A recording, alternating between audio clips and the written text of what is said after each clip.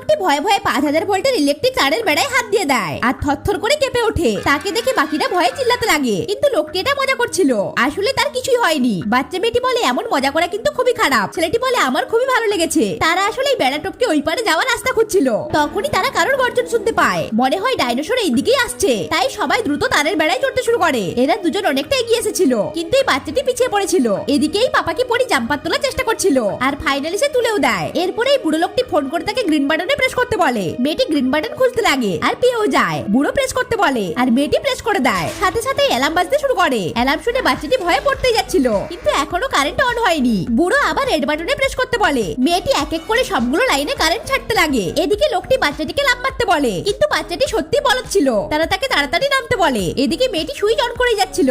বাচ্চাটি 3 কাউন্ট করে আর লাফ দিয়ে দেয়। একদম শেষ মুহূর্তে বাচ্চাটি বেঁচে যায় আর কারেন্টও চালু হয়ে যায়।